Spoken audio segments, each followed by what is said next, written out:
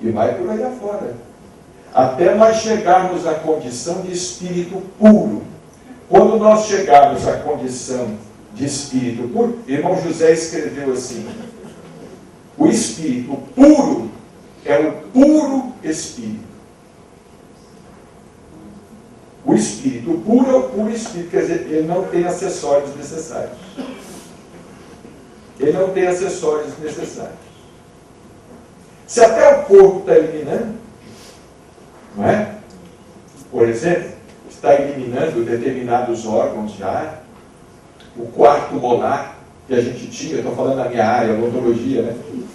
O quarto molar sumiu, já tem um pré-molarzinho aqui candidato a desaparecer futuramente, com a evolução.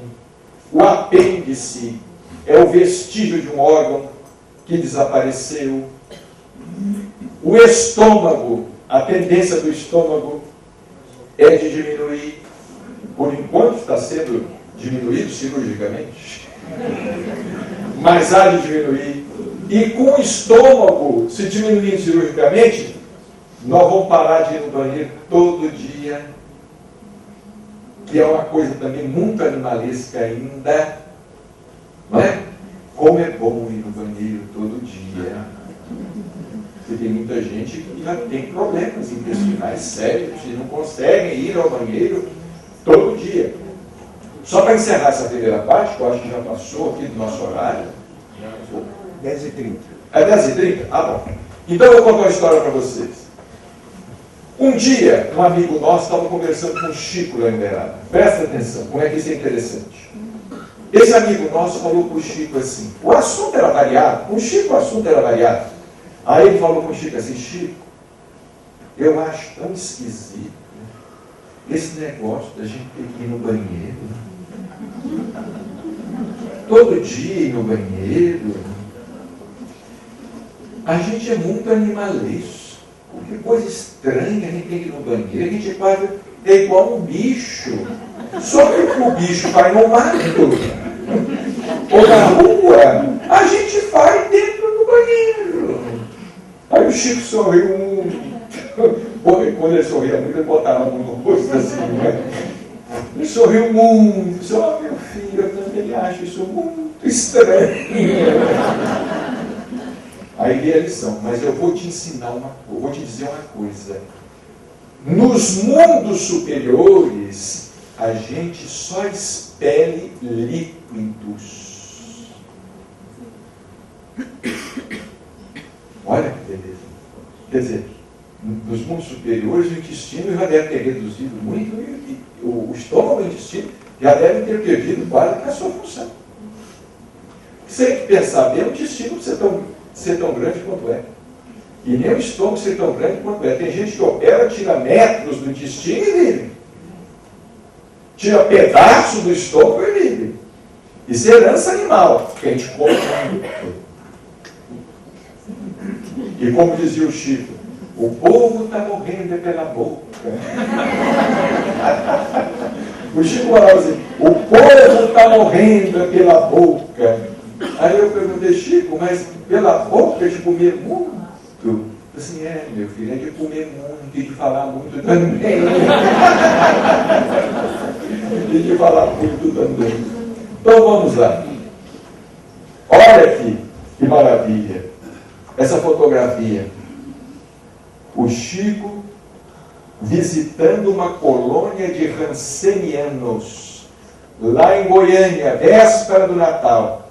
Todo ano, véspera do Natal, ele ia para Goiânia visitar a colônia Santa Marta, que é uma cidade dos nossos irmãos rancenianos ou leprosos. Não é? Esse termo não usa mais. Dos rancenianos.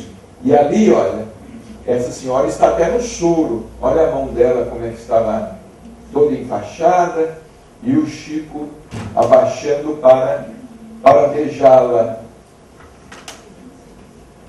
Quando ele foi candidato ao Nobel da Paz em 1981, ele foi candidato ao Nobel da Paz em 1981, e eu fiz uma entrevista com ele. Eu fiz várias perguntas a ele, e publiquei. Mas eu perguntei para ele, Chico, O que é a paz para você? Como é que você define a paz? Olha, gente, esse homem aqui, não pensem vocês que o que ele sabia era só Emmanuel, não. Porque eu, particularmente, creio na tese de que de todos os espíritos que orbitavam ao redor de Chico, o mais evoluído era ele. Não era Emmanuel, não era Dr. Bezerra, com todo respeito, não era André Luiz, com todo respeito. Para mim, o espírito mais evoluído era ele, na minha opinião. Olha o que ele dizia. E tinha que ser, né, gente? Vocês vejam bem. Ele era sozinho aqui na Terra, os espíritos formavam uma legião no além.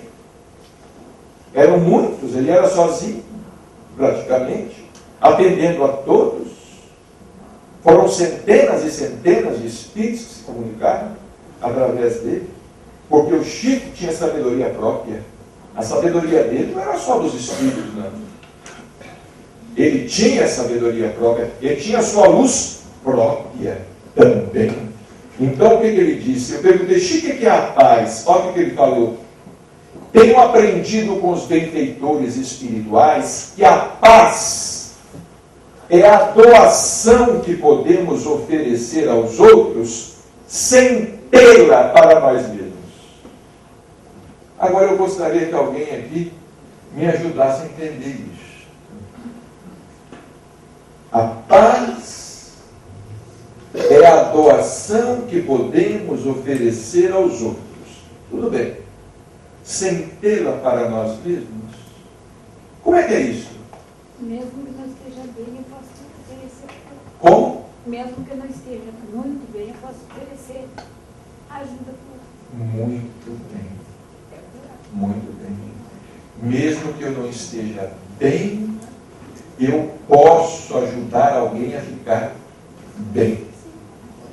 Porque ajudando alguém a ficar bem, é que eu vou ficar bem.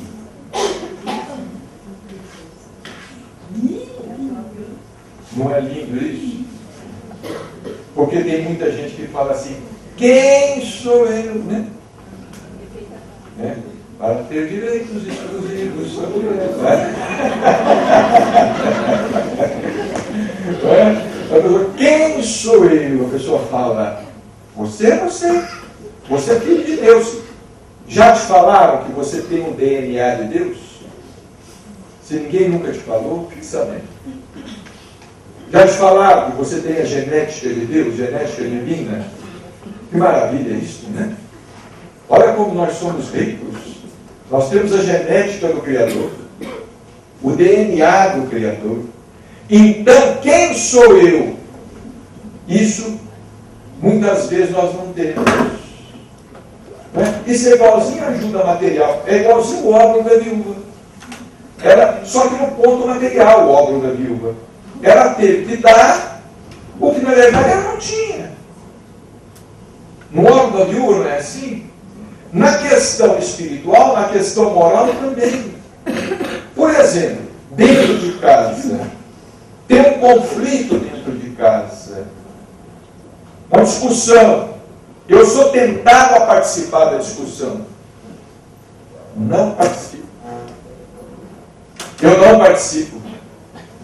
Eu participo com uma palavra de conciliadora. Não é? Eu vou participar com uma palavra conciliadora e eu vou procurar não alimentar a fogueira. Eu vou procurar apagar a fogueira. Uma vez, um amigo nosso, olha, vejam bem, um amigo nosso, médium,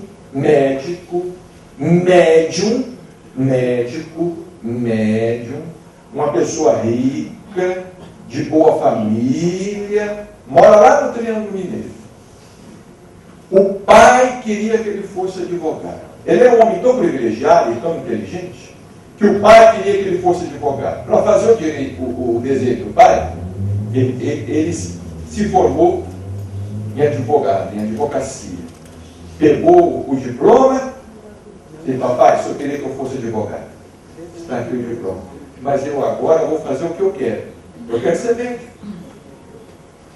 inteligente ele, que ele não encontrava dificuldade para nada. Um dia ele visitou o Chico e falou assim: Chico, ele estava muito triste.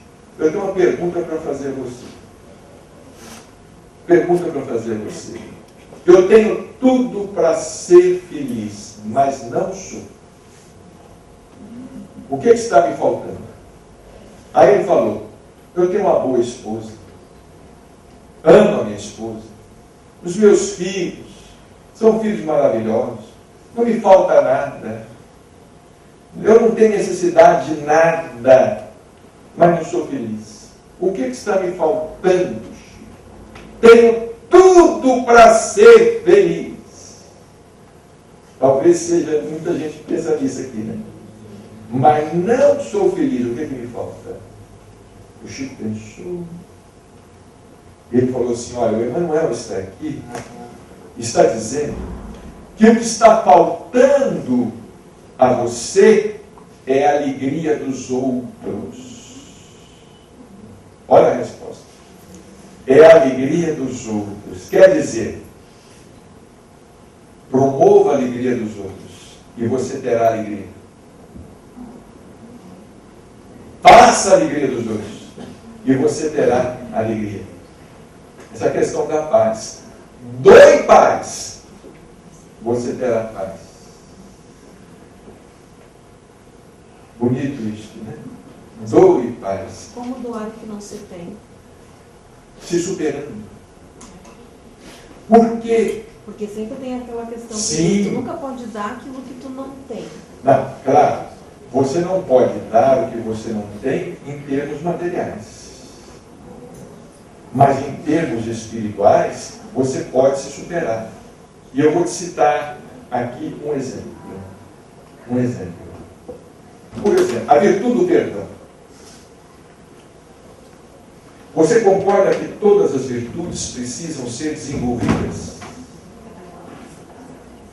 Todas as virtudes precisam ser desenvolvidas. Para que essas virtudes sejam desenvolvidas, nós precisamos ser testados nelas. Testados nelas. Por exemplo, a virtude do perdão. Sabe o que nós já pensamos? Eu, para desenvolver a virtude do perdão, eu vou precisar de uma pessoa que me ofenda.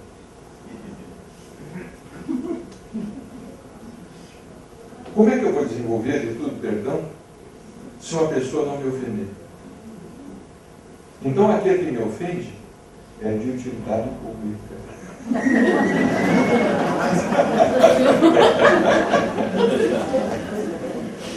Como é que eu vou desenvolver a virtude da paz? Eu vou desenvolver. Como é que eu desenvolvo a virtude da caridade? Vamos dizer assim, a virtude da caridade, praticando desapego. A gente não nasce caridoso. Vamos dizer assim, né? Se a gente nasce caridoso é porque já conquistou isso no passado.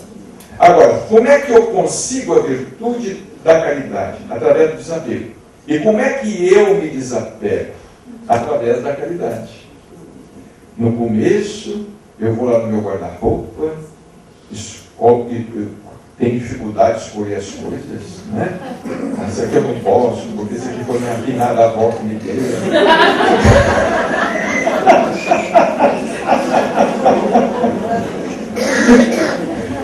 Essa aqui não posso, esse vestido me lembra tanto um momento romântico, esse aqui eu não posso. No fim, sobra lá. Esse aqui. Então, a gente, na verdade, a gente dá aquilo, vamos dizer, a gente não doa, a gente faz uma limpeza no guarda-roupa. A gente limpa o guarda-roupa, a gente limpa os sapatos que estão atrapalhando, igual acontece muito lá no Pedro Paulo, lá em Uberaba, quando eles telefonam e falam assim: olha, tem umas coisas aqui em casa para doar, vocês buscam. Quer dizer, eu já sei da história, né? Mas assim, não, buscamos sim, minha senhora, vamos aí buscar. Chega lá, é para fazer uma limpeza no quintal dela, porque doa tanta tranqueira, tanta coisa que não vale para nada. Teve uma vez lá que nós recebemos uma doação assim, eu tive que contratar uma caçamba para jogar dentro. Para jogar dentro. Isso é no tom de brincadeira, mas a pergunta de nossa irmã é a nossa também. Como é que a gente vai dar uma coisa que a gente não tem? Mas aí é que está. É no exercício que a gente, daquilo que a gente não tem. Por exemplo, eu às vezes não tenho resistência física, mas eu vou me exercitando e vou criando. Para nadar, para correr. É que, na verdade, isso que eu te comentei, sério, me vem muito como resposta de pessoas, sabe? Tu alimenta, às vezes, expectativas em relação a uma pessoa, tu te magoa, aí as pessoas chegam para dizer, mas não dá bola, como é que ela vai te dar o que ela não tem? Então, isso é muito cômodo também. É verdade, mas ela não vai te dar o que ela não tem porque ela não se esforçou. Porque se ela se esforçar, ela pode começar a dar o que ela não tem. E que ela tem e acredita nela. Ela tem dentro dela. Talvez não ter, né? Ela tem dentro dela, mas ela não vasculhou o suficiente dentro de si mesma para fazer esta doação. Por exemplo, nós somos capazes de grandes coisas, mas enquanto nós não acreditamos que somos capazes de grandes coisas. Bom, então nós vamos fazer aqui o nosso intervalo para o café, depois a gente continua.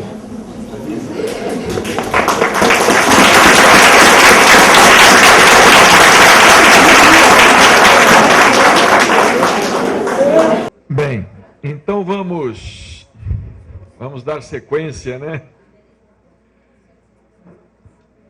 Conforme nós temos percebido, direta ou indiretamente, nós estamos tratando do tema proposto, saúde mental à luz do Evangelho.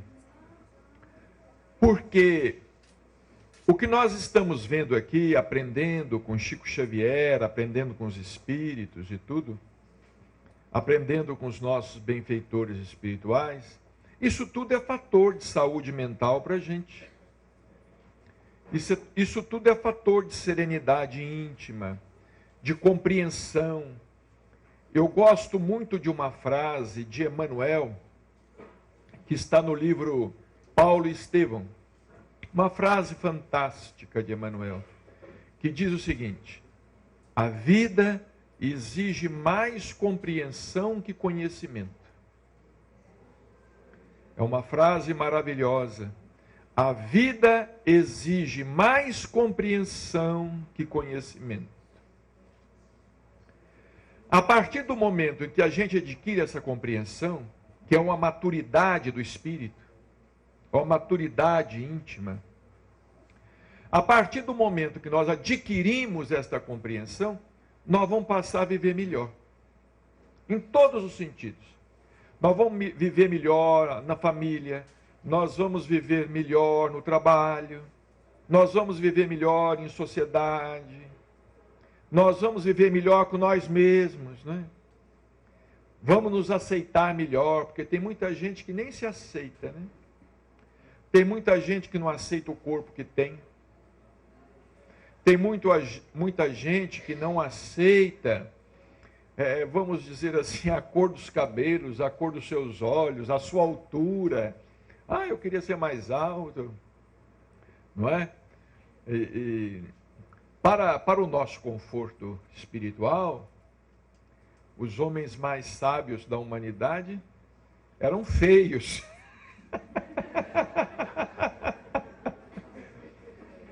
Sócrates não era um modelo de beleza, não é? Aquele modelo de beleza grega, da cultura grega. Ele não era um Apolo. E Sócrates parece ter vindo à Terra de encomenda, para mostrar que se existia uma beleza da forma, uma beleza física, eu acho bom assim, aceso. Atrapalha? Não, atrapalha não. Eu prefiro assim, já que a gente fica muito nas trevas. É mais aconchegante. Olha a ilusão. Mas Sócrates parece ter vindo de encomenda, né? No meio daquele pessoal que só cultivava a forma, veio Sócrates, que era obeso, calvo, meio baixinho, narigudo, mas que era um poço de sabedoria, né? Ninguém pode dizer também que o Chico fosse bonito, né? Mas ele nos mostrou um outro tipo de beleza. A beleza espiritual que se sobrepõe ao corpo. Ao mesmo tempo que ele não era bonito, ele passava a ser bonito. Não é? Porque a sua beleza espiritual se sobrepunha ao corpo. Mas o que nós queremos dizer é o seguinte: muita gente vive insatisfeita consigo. A família, não quero essa família. Olha, você tem a família que você merece.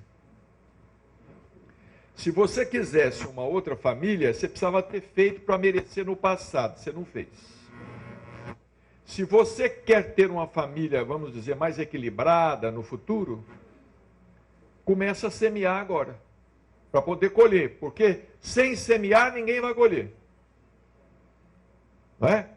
Eu queria ter um corpo diferente. Da mesma forma, eu queria ter uns filhos mais compreensivos, assim, assado. Da mesma maneira. Eu queria ter isso, queria ter aquilo. Não. Nós estamos... Gente, nós temos que pensar o seguinte: esta é a nossa melhor encarnação. Esta é a melhor. De todas que já tivemos. Então não vamos nos iludir muito não, né? Essa é a melhor. Não, e de fato para nós, que estamos tendo essa... Só a oportunidade que nós estamos tendo nesta manhã de conversar sobre esses assuntos e tudo mais, isso é uma maravilha para nós. Não é? Então esta é melhor. Porque quando foi que nas vidas passadas nós tratamos do que nós estamos tratando agora? Provavelmente não tratamos. Provavelmente não tivemos oportunidade. Não tivemos coragem e nem liberdade para isso. Porque se alguém ousasse pensar alguma coisa diferente, era perseguido, era morto, era preso. Perseguido pela Inquisição, era ridicularizado, não é? Então, só de hoje nós estamos aqui nessa posição, nós devemos dar muitas graças a Deus. Por exemplo, quando foi que em vidas passadas a gente cogitava de fazer o bem ao próximo, preocupar com isso, nos envolver com isso, preocupar com isso? É provável que não tanto assim quanto agora. Não é? Nós já estamos cogitando de combater o orgulho, o preconceito, o egoísmo e todas essas coisas que nos prejudicam o espírito. Então, para começar essa segunda etapa, eu queria aproveitar para dizer o seguinte: isto é saúde mental. É saúde mental. Adquirir saúde mental é pensamento mais arejado. A gente ter mais abertura em tudo. Não ter preconceito. Não ter nada que a gente tem. Eu vou contar uma história para vocês, como é que o Chico era. Na véspera do Natal, a gente saía para visitar os pobres na periferia da cidade. Dia 24. A gente saía à noite.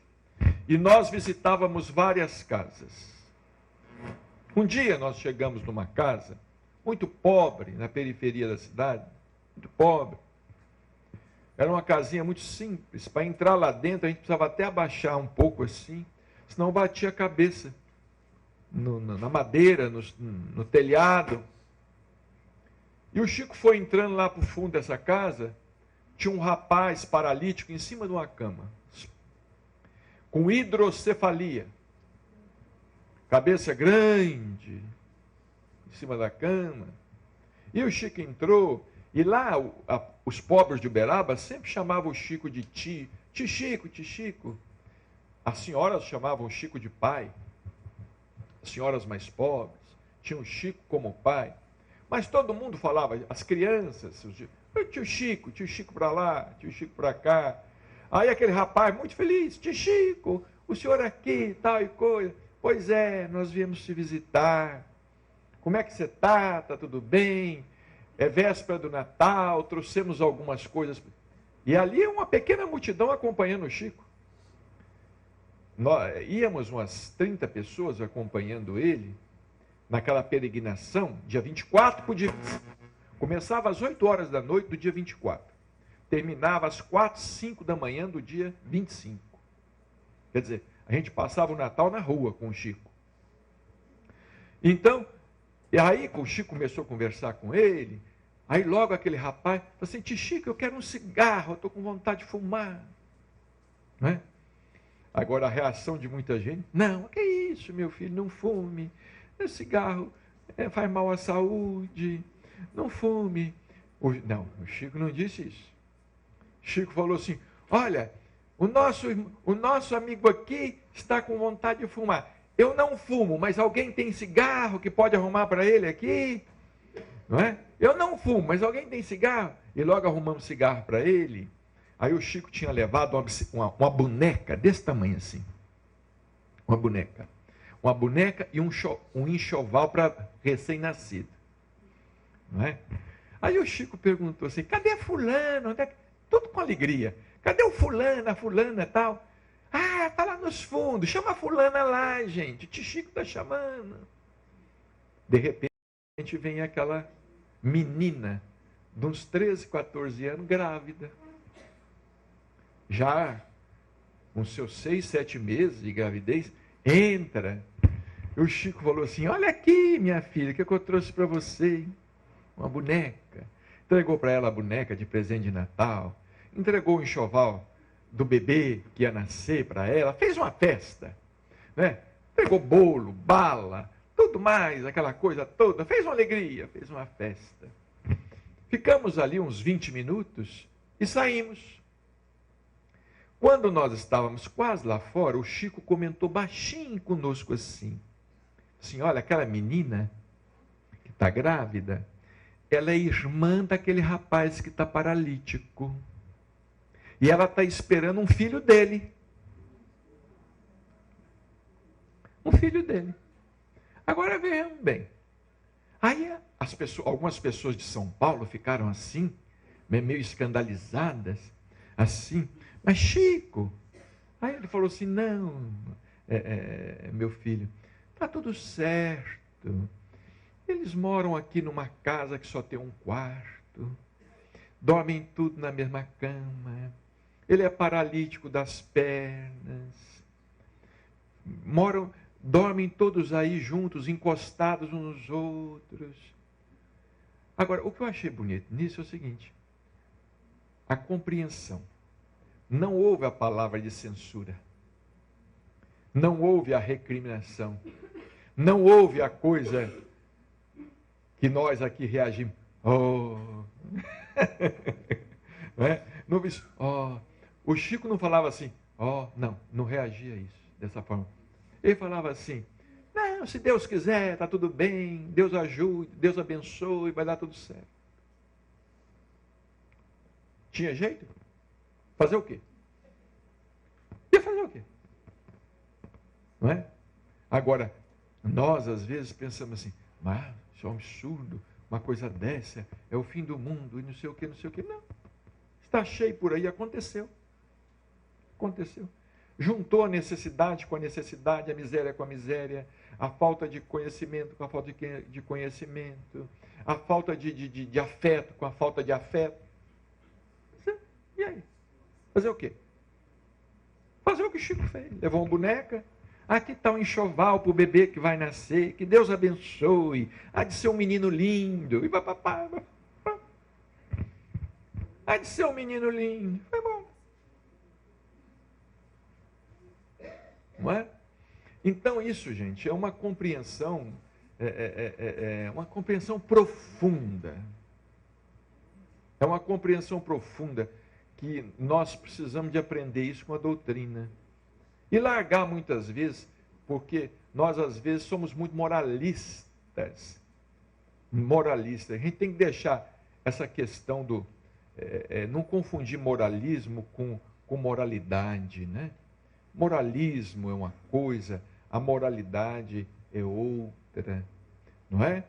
A moralidade deve existir a partir de nós. Nós não devemos exigir do outro. Nós não devemos exigir do outro. Deve existir a partir de nós. E precisamos tomar muito cuidado, nós os espíritas, com essa questão do moralismo, para que nós não nos transformemos em pessoas moralistas. Não há nada pior do que um moralista. O moralista. Eu, quando encontro um moralista, eu converso com ele o tempo que for necessário, depois dou tchau e vou embora. Não aguento. Porque é uma pessoa que só recrimina, que só critica, que só ataca, que só fala mal, que só isso, que aquilo outro, aquilo outro. Ô Clóvis, por favor, vamos para o próximo slide. Olha isso aqui. Isso aqui é admirável, gente. Isto aqui é o que nos dá saúde na cabeça, para a gente largar de ser tão doido quanto é, não é? Eu nunca tinha ouvido falar a respeito disso. Numa tarde lá no Abacateiro, o Chico estava falando sobre a paciência. A lição era da paciência. E olha o que ele falou. Falou Emmanuel falando por ele, né? Ou ele falando por Emmanuel, porque ali ninguém sabia. Onde é que terminava o Chico, começava Emmanuel. Onde é que terminava o Emmanuel, começava o Chico, né? Ele dizendo, nós precisamos ter paciência, que nasce do verdadeiro amor pregado por Jesus. A paciência com a felicidade dos outros. Você já tinha ouvido falar nisso? Ter paciência com a felicidade dos outros? E é preciso, viu? Porque às vezes a felicidade dos outros nos incomoda. Inveja. Às vezes a felicidade dos outros é causa da nossa infelicidade. Ah, por que você está infeliz? Ah, por conta da felicidade do fulano. Que miséria de espírito! Como nós somos pobres! Meu Deus, a nossa indigência é muito grande. Por que você está triste? Ah, fulano comprou um carro novo. É? E às vezes a mulher fala para o marido, né? Não é implicância com as mulheres, não. Porque depois eu vou inverter a coisa. Porque às vezes a mulher fala com o marido, tá vendo, fulano? Olha lá, seu irmão, como está bem de situação. E eu aqui, nesta miséria, cozinhando para você. Não é? É a questão dessa comparação. A gente sempre estabelece comparação, né? É por isso que Albino Teixeira, através de Chico Xavier, diz o seguinte: o que mais nos incomoda não é aquilo que não temos. O que mais nos incomoda é o que os outros têm e a gente não tem. Não é? Todo mundo estiver na miséria, está ótimo. Estamos todos na lama. Mas se fulano está na terra firme, isto já nos incomoda. Ele tinha que estar aqui, na lama, comigo. Não, mas ele está lá. Então, o que mais nos incomoda não é o que nós não temos. O que nos incomoda é sempre o outro. É como dizia Sartre, né? O filósofo do existencialismo, né? Sartre dizia o seguinte: o outro é o nosso inferno. O outro é o meu inferno. Se não fosse o outro, minha vida seria uma maravilha. mas tem esse outro. E esse outro, às vezes, é o irmão, é a irmã. Esse outro, às vezes, é o genro, é a nora. O outro, às vezes, é o cunhado, é a cunhada, né? A sogra. Eu não queria falar, mas já que fala.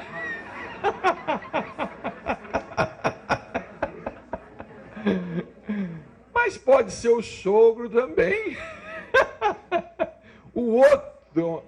Agora, o Espiritismo inverte. O outro é a nossa única possibilidade de céu.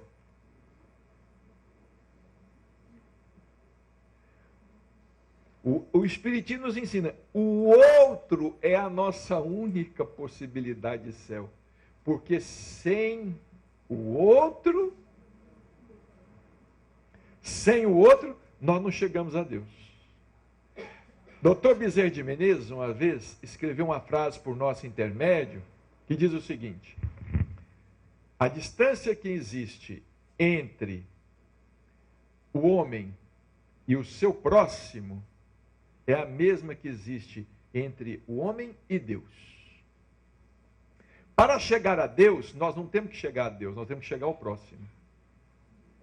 Chegando ao próximo, nós encontramos Deus no próximo. Hein? Está longe. Está longe, está longe. Nós encontramos Deus no próximo, é no outro. É isso que o Espiritismo nos ensinou, não é? Então, olha que paciência com a felicidade. Isso é difícil da gente ter. Paciência com a felicidade dos outros, é como disse o Clóvis, a questão da inveja, né? A gente fica com inveja da pessoa, tem inveja, vibra contra a pessoa, não é? Vibra contra a pessoa, porque a gente acha que prejudica as pessoas só agindo ou falando.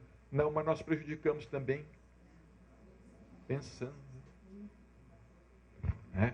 Ah, fulano merecia uma lição. Não é? Não acontece nada com ele, não é possível. Não é? Ai, que horror. Mas a gente pensa assim. Não quebra uma perna, nada. Não azanga um calo, não acontece nada com fulano. Não é? Agora, é interessante isso. Isto é a inveja. Não é? É a inveja. Gente, viver é um desafio, não é? Viver bem e, sobretudo, viver no bem é um desafio. É um desafio. Eu acho que na nossa atual condição evolutiva, a melhor maneira de viver é não falar nada, não enxergar nada, não ouvir nada. Para não criar karma. Para não criar karma. É como disse o doutor Inácio para mim, assim, meu filho, se você sair desta encarnação, conseguir sair desta encarnação sem criar karma novo, já está bom demais. Se você sair dessa encarnação só administrando os karmas antigos, já é lucro. Agora, o duro é o seguinte, é que aos karmas antigos, a gente cria karma novo. Aí é fogo. Aí é dívida sobre dívida, né? Dívida sobre dívida, juro sobre juro. É igualzinho aquela famosa dívida do Brasil que nunca pagava, de repente pagou. Ninguém sabe como foi que pagou, ou se pagou mesmo, nem nada. Não é? Pagou mesmo. Pagou mesmo, né? Pagou mesmo. Pagou? Está zerado? Então, essa paciência com a felicidade dos outros é importante. Olha outra coisa que eu acho aqui fantástico. O Chico falando lá no Abacateiro. Precisamos ajudar-nos a nós mesmos, mas deixando essa história do eu ferido. Ah, eu estou magoado, fulano me magoou. Não é? Eu tenho um trauma de infância. Larga disso. Que trauma de infância? Larga isso para lá. Ah, fui abandonado pelo meu pai. E daí? Você já abandonou muita gente. Fui abandonado pelo meu pai, pela minha mãe. E fui não sei o quê. Eu tenho muitas frustrações. Isso tudo é da minha infância. Não é nada da sua infância. É o seu passado. Você que arranjou isso, agora aguenta. Não tem jeito. Não tem jeito. Precisamos ajudar-nos a nós mesmos, mas deixando essa história do eu ferido. Eu não tolero Beltrano, eu não posso, eu não aguento mais, eu já tolerei até quanto pude, e papapá, já cheguei ao meu limite. Mas seu limite então é muito curto. Já cheguei ao meu limite. Isso tudo o Chico nos dizia lá, no Abacateiro. Conversando com a gente, como nós estamos conversando aqui hoje. E as pessoas às vezes iam lá, carregadas de problemas, como nós podemos estar muitas vezes. Ouviu isto, né? Outra coisa, tem muita gente pensando assim. Acho que não foi você dessa vez, não.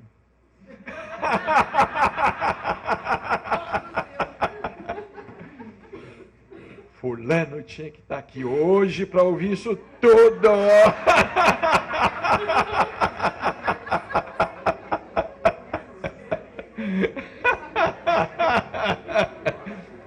Está aqui para ouvir. Está aqui para ouvir quem precisa, e somos nós. E nós devemos dar graças a Deus estarmos aqui.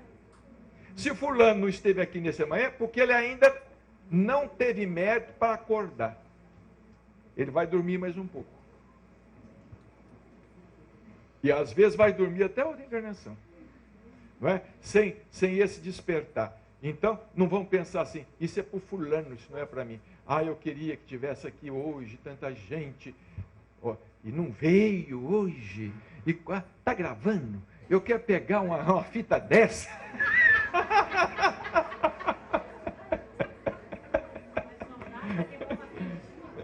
É? Levar uma quentinha para casa, é claro. Precisa saber se vocês vão querer comer essa quentinha. E olha o que o Chico fala encerrando. Olha aqui. Muitas de nossas doenças são unicamente produtos de nossos pensamentos desequilibrados. Pessoas às vezes têm doença que médico não acha, não encontra. Remédio não cura, muitas vezes. Não é? Pessoa se enche de remédio. E hoje em dia, então, é a depressão, síndrome do pânico, e não sei o quê. E é tanta coisa, né, gente? É tanta coisa. Isso são doenças que foram se cronificando e acabaram atingindo o corpo. Então, às vezes, a pessoa passa a ter uma pressão alta, passa a ter uma diabetes. Não estou dizendo que essas doenças sejam todas produzidas assim. Mas pode ser que a pessoa passe a ter um problema sério de saúde em consequência disso. Um problema de estômago, uma enxaqueca, insônia, dor de cabeça que não melhora. Pode ser. Porque a pessoa não está vivendo com serenidade. A gente tem que ajudar sempre as pessoas, ter sempre uma palavra amiga. Não é? Se a pessoa vem com pedra, a gente não devolve essas pedras, essas pedradas, né? Tem uma história da Dona Maria Modesto Cravo, uma história verdadeira, muito interessante. A Dona Maria Modesto Cravo, lá em Uberaba, ela era espírita, médium, né? E tinha muita gente que não gostava dela, porque o preconceito religioso era grande. Não é?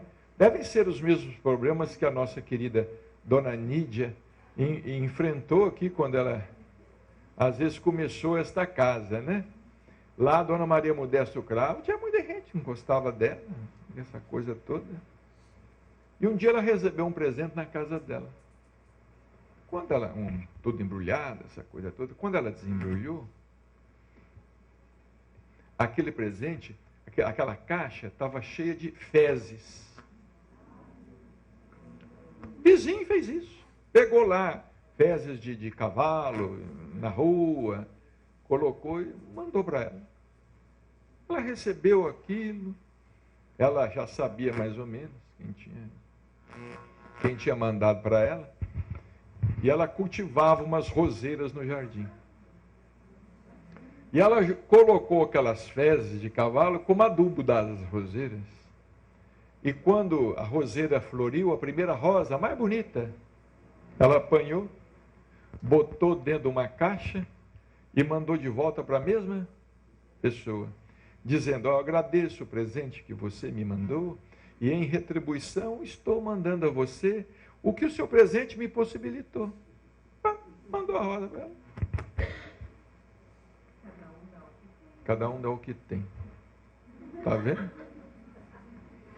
Mas acontece que aquela outra senhora, aquela outra senhora, não, ela certamente tinha rosas na casa dela para dar, só que ela escolheu outra coisa. Não é verdade? Quer dizer, não é cada um dá o que tem. Cada um dá o que escolhe. É o que escolhe. O que escolhe dar, ou o que quer dar. Porque sempre que nós quisermos dar alguma coisa de melhor, porque senão Deus não seria Deus. Sempre que nós quisermos, eu posso não ter rosas na minha casa, não é? Mas eu posso roubar uma rosinha ali na praça. Pegar uma rosinha ali na praça e mandar para alguma pessoa. Por favor. A mediunidade mais difícil que a gente precisa desenvolver é a de lidar com os encarnados, com os espíritos encarnados. É esta que nós precisamos desenvolver. Lidar com os desencarnados, isso é muito simples, muito fácil. É só pensamento. Eu não preciso nem transpirar. Não é? Agora, lidar com o espírito encarnado, não é? É como a gente fala assim, muita gente fala assim, né? Nossa, mas mexer com gente é duro. A pessoa fala assim, mexer com gente é muito duro. O ser humano está perdido. Como se eu não fosse ser humano. Não é? Não, o ser humano, a humanidade está perdida. Eu não faço parte disso, não. Não é? O ser humano está perdido. Não, você com o ser humano, todo mundo, nós estamos todos perdidos. Não é? Ou podemos todos, entre aspas, nos salvar. Não é? Mas você não pode se considerar a parte. Por isso que Jesus falou, atire a primeira pedra aquele que estiver sem pecado. Não é? Tem muita gente, por exemplo, que condena essas manifestações que estão acontecendo por aí. Não é? Condena. Nós, por exemplo, às vezes não participamos destas manifestações, não participamos. Eu não estou falando do vandalismo, não, viu, gente? Isso é outra coisa. Às vezes não participamos dessas manifestações porque nós não temos que entrar na fila de um serviço público. Porque nós temos o carro para andar, porque nós temos dinheiro para pagar um médico, pagar um tratamento dentário, porque nós podemos pagar a escola. Mas e aquele que não pode, tem que entrar numa fila do serviço público e ser mal atendido? Ser mal atendido, ser atendido com descaso, com humilhação e tudo mais. Está tudo errado. No Brasil está tudo errado. Tem que mudar. Tem que mudar. Tem que mudar, tem que mudar. Esses políticos viciados têm que sair, tem que desocupar o lugar, tem que se aposentar. Eu não faço discurso político, não, mas o espírita também não pode ficar omisso, não. Hein? No mundo. Sem ser do mundo. Mas nós não podemos esquecer o seguinte, que nós é que construímos as coisas, não é? Ou que nós é que destruímos as coisas. Por isso que é muito importante, como nós estávamos conversando até com o Clóvis, essa questão da gente saber votar, escolher os nossos governantes, né? Estava conversando com o nosso amigo Fernando, estávamos conversando com o nosso amigo, o presidente da casa, né? Isso é interessante, a gente pensar nisto. Porque senão nós não mudamos o mundo. Eu não sei se vocês se lembram lá em nosso lar. André Luiz fala que até em nosso lar houve uma manifestação assim, contra o governador uma vez. Não é? Até em nosso lar houve uma manifestação assim, porque lá estava havendo muita corrupção também na cidade espiritual. Não é? Porque a gente acha que o espírito, ele desencarna e sai do corpo, ele se angeliza. Não é? O José que desencarnar e deixar o corpo, ele vai ser o mesmo José. Vai ser a mesma Maria, o mesmo Antônio, o mesmo Pedro, Rosa, a mesma Vilma. Mesma coisa. Chegar do outro lado. Não é? Então nós não é porque desencarnamos que nós vamos nos transformar. O que existe para o espírito é trabalho, e muito trabalho. Outra coisa que o Chico nos ensinava, falava lá, a respeito da cruz de ferro e da cruz de palha. Foi quando eu aprendi que a cruz de palha às vezes é mais pesada que a cruz de ferro. Olha lá o que ele falava. A cruz de ferro são as ofensas públicas. Conseguimos carregá-la, porquanto recebemos muita solidariedade. Mas a cruz de palha é aquela cruz silenciosa que ninguém enxerga no dia a dia. É pouca gente que sabe carregar. É o tapa em forma de palavras. É a agressão pelo olhar. É aquela frase solta que vem direta. A pessoa que é humilhada todos os dias. Humilhada no serviço, humilhada dentro de casa, humilhada onde vai, é a cruz de palha, humilhada no serviço público de medicina, humilhada nas escolas, nas universidades, humilhada no trabalho, é a cruz de palha. Ela é muito mais pesada, porque é uma coisa que a pessoa tem que carregar todo dia. Às vezes a pessoa tem um problema na vida, tem um problema difícil na vida, é uma cruz de ferro, é uma prova grande, mas recebe muita solidariedade. Né? Muita gente vem, dá um tapinha nas costas, recebe muito conforto espiritual, mas às vezes dentro de casa tem muita gente enfrentando lutas em silêncio. Lutas em silêncio. Então isto é a cruz de palha, que é muito mais pesada e difícil de carregar. Não é? É provável que alguém aqui já tenha carregado ou que esteja carregando essa cruz de palha. É o infortúnio oculto. É o infortúnio oculto, muito bem lembrado. Não é? Que o infortúnio moral, às vezes não é nem um infortúnio material, é um infortúnio moral, que a pessoa carrega aquilo com ela. Não é essa cruz de palha. Por exemplo, a tristeza por ver um filho na droga, por ver um parente na droga, uma determinada frustração, por ver, às vezes, a filha num caminho que não gostaria de ver, não é? Às vezes, a mulher que sabe que o marido tem uma aventura fora de casa, não é? Mas fica ali aguentando aquilo tudo, não é? Ou às vezes é o próprio esposo que sabe que a mulher não o ama, não o quer bem, não o trata bem. Isso é cruz de palha, mais pesada que a cruz de ferro. Quando falamos em perdão, não nos podemos esquecer como sendo força geradora de paciência, que precisa ser utilizada com mais frequência com os amigos do que com os inimigos declarados. Tem a pensar nisso? Que a gente precisa do perdão mais com os amigos do que com os inimigos? O inimigo ofende a gente uma vez só e some. O amigo, às vezes, o familiar ofende todo dia, toda hora. E a gente fica assim, não, mas como é que eu vou perdoar? Não é? Ele é meu amigo? Como é que eu vou perdoar? Ele é meu amigo?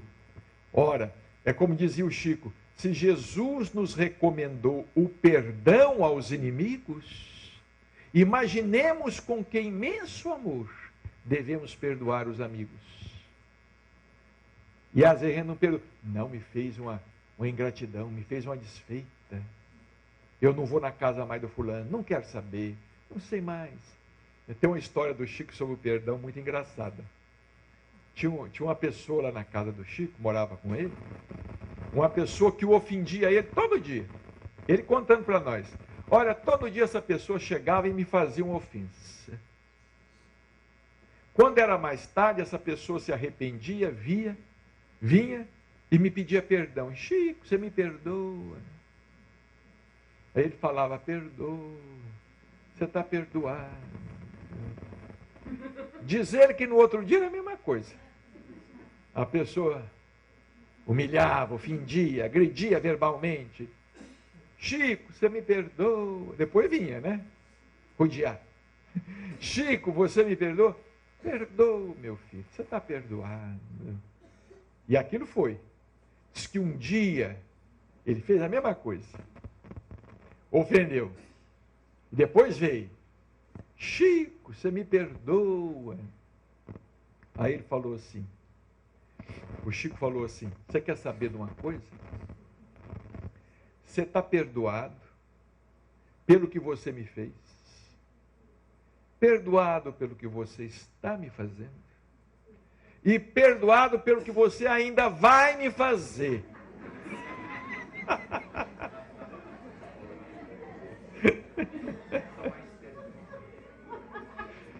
Mas não me encha mais a paciência. Na segunda parte ele não falou não, mas foi como se eu dissesse, né? Mas não venha me tentar mais. Vai de retro, Satanás. Eu digo, isso é o perdão 70 vezes 7, né? Como também uma vez chegou uma senhora para ele e falou assim, Chico, Jesus manda a gente perdoar 70 vezes 7. Olha, Chico, eu já fiz as contas.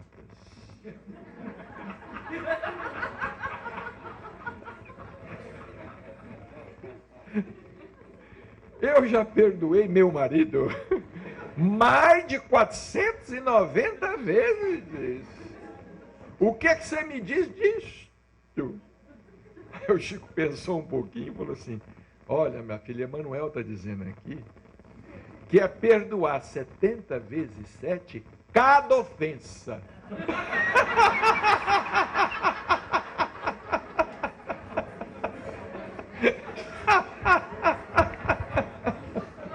É de desanimar de perdoar. Eu cheguei à conclusão que o melhor disso tudo é não perdoar, ou seja, é mais fácil não guardar ofensa. Não se sentir ofendido. Porque toda pessoa que se sente ofendida é orgulhosa. Toda pessoa que se sente ofendida é orgulhosa. E se foi ofendida é porque estava precisando.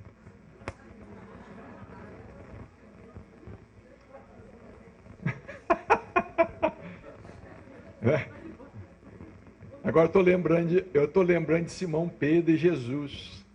Naquele diálogo de Simão Pedro com Jesus, quando Jesus falou assim, eu sou o pão vivo que desceu do céu. Quem não comer desse pão, diz o evangelista, que os judeus, espantados com o discurso de Jesus, foram todos se retirando.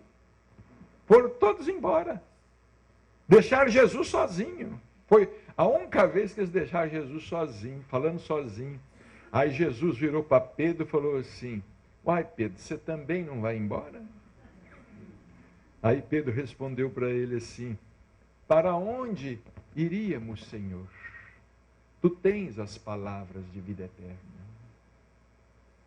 Bonito, né? Perguntou para Simão Pedro: você não vai embora, Pedro? Aí Pedro: para onde é que eu iria, Senhor? Não é? Nós não vamos embora? Mas para onde nós vamos? O Espiritismo tem as palavras de vida eterna. Não é? São palavras duras de ouvir? São palavras duras de ouvir. Mas será que nós não estamos já bem crescidinhos para deixar um pouco as ilusões de lado e começar a encarar um pouco mais a verdade sobre nós mesmos? Já é chegado o momento, né? Já é chegado o momento. Chega, nós já estamos crescidinhos, nós já estamos muito iludidos. Já fomos muito iludidos por nós mesmos. Então, essa força, olha aqui, quando falamos em perdão, não nos podemos esquecer como sendo força geradora de paciência, que precisa ser utilizada com mais frequência com os amigos do que com os inimigos declarados. Irmão José, por nosso intermédio, ele fala assim: meu filho, perdoar é também uma questão de inteligência.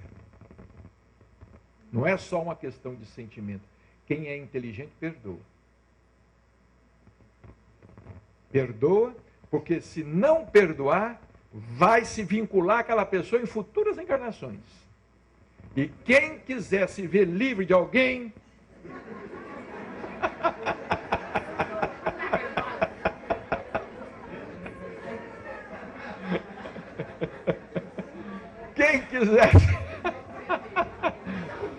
Quem quiser se ver livre de alguém, perdoe essa pessoa e vai, seja feliz.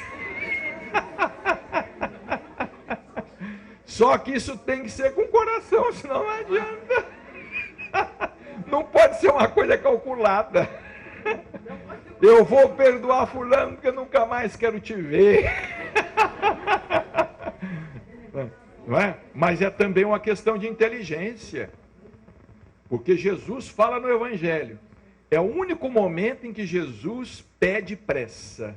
É quando ele diz assim: reconcilia-te depressa com o teu adversário, enquanto estás a caminho com ele, para que o teu adversário não te entregue ao ministro da Justiça, o ministro da Justiça não te entregue ao juiz, o juiz não te entrega ao executor da sentença, e de lá você não sairá enquanto não pagar o último ceitil.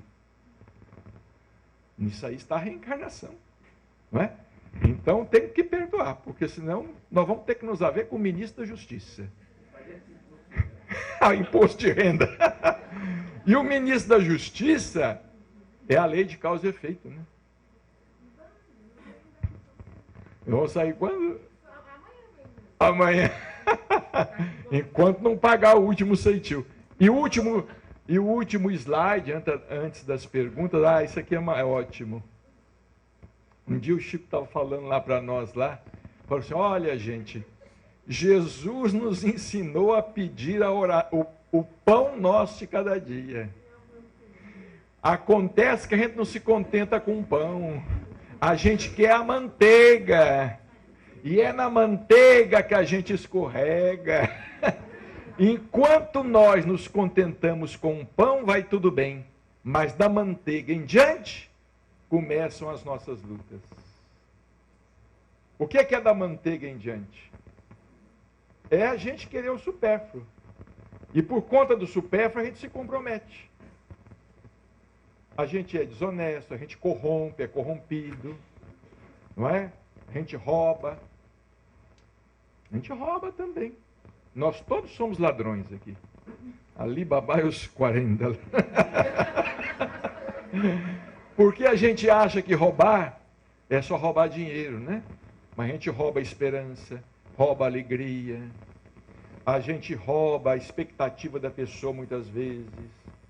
A gente furta da pessoa o tempo que a pessoa tem, a felicidade que a pessoa tem, a gente prejudica a pessoa muitas vezes. E nesse sentido, nós todos... Vocês vão sair daqui hoje muito deprimidos, não?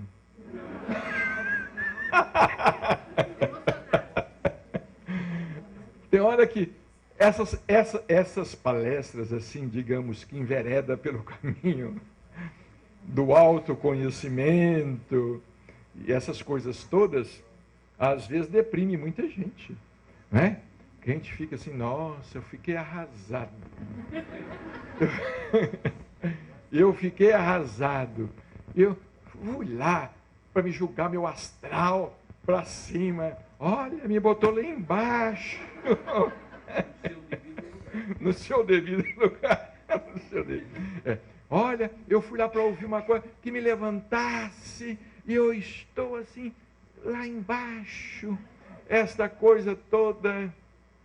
Mas pelo menos não estamos iludidos, né, gente? Porque não tem pior coisa do que a ilusão. A gente desencarnar iludido é como os espíritos nos dizem. Doutor Inácio, doutor Odilon sempre falam. Não há coisa pior para o espírito que desencarna iludido a seu próprio respeito. Iludido a seu próprio respeito. O irmão Jacó também fala isso, né? No livro Voltei, aquele depoimento dele, né?